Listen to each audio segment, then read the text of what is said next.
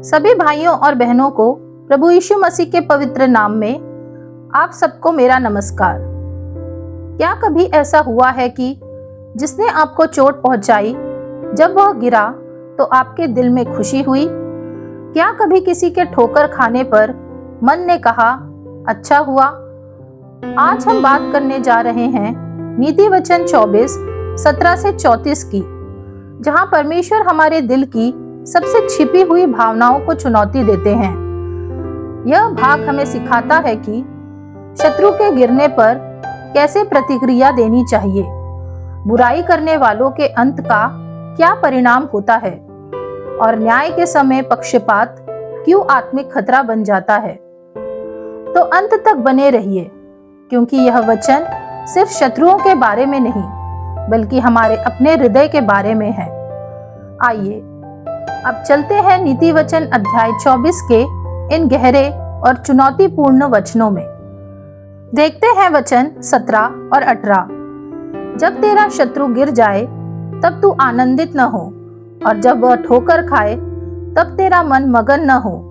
कहीं ऐसा न हो कि यहोवा यह देखकर अप्रसन्न हो और अपना क्रोध उस पर से हटा ले। इन वचनों में परमेश्वर हमें यह सिखा रहे हैं कि न्याय उनका काम है, बल्कि हमारा नहीं। जब शत्रु गिरता है तो हम अक्सर उसे परमेश्वर का न्याय मानकर खुश हो जाते हैं, पर यदि हम शत्रु की गिरावट में आनंद लेते हैं तो हमारा हृदय अभी भी कड़वाहट में भरा है। परमेश्वर बाहरी व्यवहार नहीं, बल्कि मन की भावना को देखते हैं। वचन 18 एक गंभीर चेतावनी देता है। यह दिखाता है कि परमेश्वर घमंड और निर्दयता को पसंद नहीं करते। हमारा गलत हृदय हमारे ऊपर ही न्याय को बुला सकता है। आज के समय में जब कोई विरोधी फेल हो जाता है, नौकरी खो देता है या बदनाम होता है, तो सोशल मीडिया पर लोग खुशी मनाते हैं। पर यह वचन कहता है, दूसरों की गिरावट आपकी जीत नहीं है। सच्ची जीत तब है जब आपका चरित्र ऊंचा बना रहे। यदि परमेश्वर ने हमें अनुग्रह दिया है जब हम गिरे थे, तो हमें भी दूसरों की गिरावट पर दया दिखानी चाहिए। लूका 6:36 कहता है, जैसा तुम्हारा पिता दयालु है, वैसे ही तुम भी दयालु बनो। देखते हैं वचन 19 और 20। कुकर्मियों के कारण मत कुढ़, दुष्ट लोगों के कारण डाह न कर, क्योंकि बुरे मनुष्य को अंत में कुछ फल न मिलेगा। दुष्टों का दीपक बुझा दिया जाएगा। यह वचन एक बहुत गहरी सच्चाई बताता है। दुष्टों की सफलता स्थायी नहीं होती। कभी कभी हमें लगता है कि जो गलत तरीके से आगे बढ़ रहे हैं वही जीत रहे हैं, लेकिन परमेश्वर हमें वर्तमान को नहीं, अंत को देखने की शिक्षा देते हैं। भजन संहिता 37:1 और 2 भी यही कहता है, कुकर्मियों के कारण मत कुढ़, क्योंकि वे घास के समान शीघ्र कट जाएंगे। जब वचन कहता है कि दुष्टों का दीपक बुझ जाएगा, तो इसका अर्थ है कि उनका प्रभाव, उनका नाम, उनकी स्थिरता समाप्त हो जाएगी। आज सोशल मीडिया पर हम देखते हैं, कोई गलत रास्तों से पैसा कमा रहा है, कोई बेईमानी से प्रमोशन पा रहा है। तब मन में सवाल आता है, मैं ईमानदारी से चलकर पीछे क्यों हूं? यही वह क्षण है जहां ये वचन हमें संभालता है। यह कहता है, जलन मत करो, रास्ता मत बदलो, धैर्य रखो। जब हम बुरे लोगों से जलते हैं तो हमारा मन अशांत हो जाता है, पर जब हम यह स्वीकार कर लेते हैं कि परमेश्वर अंतिम न्यायी है, तो हमारा दिल शांत हो जाता है। देखते हैं वचन 21 और 22। हे मेरे पुत्र, यहोवा और राजा दोनों का भय मानना और उनके विरुद्ध बलवा करने वालों के साथ न मिलना, क्योंकि उन पर विपत्ति अचानक आ पड़ेगी, और दोनों की ओर से आने वाली विपत्ति को कौन जानता है। यहाँ यहोवा का भय और राजा का भय साथ साथ रखा गया है।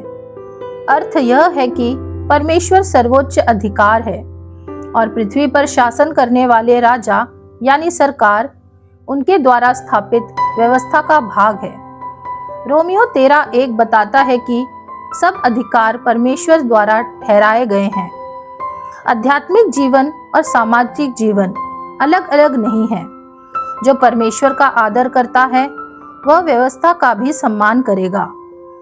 बलवा करने वालों के साथ न मिल बताता है कि जब मनुष्य परमेश्वर और अधिकार के विरुद्ध विद्रोह करता है तो वह स्वयं को खतरे में डालता है। वचन 22 कहता है कि उनकी विपत्ति अचानक आती है, अर्थात विद्रोह का अंत अक्सर अनअपेक्षित और विनाशकारी होता है। इन वचनों का मूल संदेश यह है कि नम्रता सुरक्षा लाती है, विद्रोह विनाश। देखते हैं वचन 23 से 26। बुद्धिमानों के वचन यह भी हैं, न्याय में पक्षपात करना किसी भी रीति से अच्छा नहीं। जो दुष्ट से कहता है कि तू निर्दोष है, उसको तो हर समाज के लोग श्राप देते और जाति जाति के लोग धमकी देते हैं। परंतु जो लोग दुष्ट को डांटते हैं उनका भला होता है और उत्तम से उत्तम आशीर्वाद उन पर आता है। जो सीधा उत्तर देता है वह होठों को चूमता है। यह भाग स्पष्ट करता है कि पक्षपात परमेश्वर के स्वभाव के विरुद्ध है। परमेश्वर किसी का मुंह देखकर निर्णय नहीं करते। व्यवस्था विवरण 10:17 कहता है, परमेश्वर पक्षपात नहीं करता। इसलिए जो व्यक्ति न्याय में पक्षपात करता है वह परमेश्वर के चरित्र के विपरीत खड़ा होता है। वचन 24 का अर्थ यह है कि सत्य को दबाना अन्याय का साथ देना है। जब अन्याय हो रहा हो और हम चुप रहें तो हम अप्रत्यक्ष रूप से उसका समर्थन कर रहे होते हैं। वचन 26 कहता है कि सीधा उत्तर देना होठों को चूमता है। सत्य बोलना रूखा होना नहीं है। सत्य प्रेम के साथ बोला जाए तो वह होठों का चुंबन बन जाता है। सम्मान, विश्वास और संबंध को मजबूत करने वाला। इन वचनों का मूल संदेश ये है कि सत्य बोलना कठिन हो सकता है, पर वही वास्तविक आशीष लाता है। देखते हैं वचन 27 से 29। अपना बाहर का कामकाज ठीक करना और अपने लिए खेत को भी तैयार कर लेना, उसके बाद अपना घर बनाना। व्यर्थ अपने पड़ोसी के विरुद्ध साक्षी न देना और न उसको फुसलाना। मत कह, जैसा उसने मेरे साथ किया वैसा ही मैं भी उसके साथ करूंगा और उसको उसके काम के अनुसार पलटा दूंगा। वचन 27 सिखाता है कि जीवन में सही क्रम यानी ऑर्डर परमेश्वर की बुद्धि का हिस्सा है।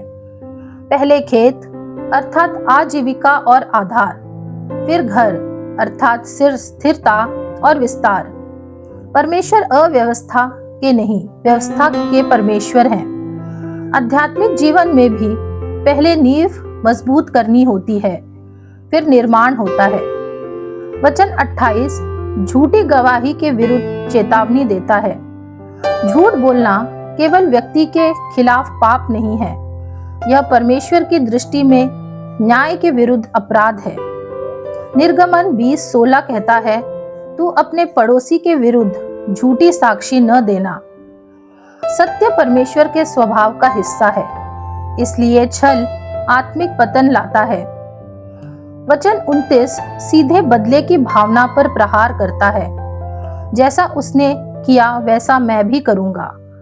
यह मानव स्वभाव है, लेकिन बाइबल सिखाती है कि प्रतिशोध परमेश्वर का कार्य है। रोमियो 12:19 कहता है, बदला लेना मेरा काम है। क्षमा हमें मुक्त करती है, बदला हमें बांधता है। इन वचनों का मूल संदेश यह है कि समझदारी से जीवन बनाओ, सच्चाई से चलो और बदला परमेश्वर पर छोड़ दो। देखते हैं अंतिम भाग वचन 30 से 34। मैं आलसी के खेत के पास से और निर्बुद्धि मनुष्य की दाख की बारी के पास से होकर जाता था, तो क्या देखा कि वहां सब कहीं कंठीले पेड़ भर गए हैं और वह बिच्छू पौधों से ढक गई है और उसके पत्थर का बाड़ा गिर गया है। तब मैंने देखा और उस पर ध्यानपूर्वक विचार किया। हाँ, मैंने देखकर शिक्षा प्राप्त की। छोटी सी नींद, एक और झपकी, थोड़ी देर हाथ पर हाथ रख के लेटे रहना, तब तेरा कंगालपन डाकू के समान और तेरी घटी हथियारबंद के समान आ पड़ेगी। ये भाग एक दृश्य चित्र देता है। उजड़ा हुआ खेत, टूटी हुई दीवार, कांटों से भरा जीवन। यह केवल खेती की बात नहीं है, यह आत्मिक जीवन का प्रतीक है। जब मनुष्य आत्मिक रूप से आलसी हो जाता है तो उसका जीवन भी धीरे धीरे उजड़ने लगता है। परमेश्वर ने मनुष्य को परिश्रम और जिम्मेदारी के लिए बनाया है। आलस्य उस उद्देश्य के विरुद्ध है। थोड़ी नींद, थोड़ी ऊंघ, यह अचानक पतन नहीं है, यह छोटे छोटे समझौते का परिणाम है। आत्मिक जीवन में भी ऐसा ही होता है। थोड़ी प्रार्थना की कमी, थोड़ा वचन से दूरी, थोड़ी लापरवाही और धीरे धीरे आत्मिक दीवार गिर जाती है और अंत में दरिद्रता डाकू की तरह आती है। अर्थात जब तक हम समझते हैं बहुत देर हो चुकी होती है।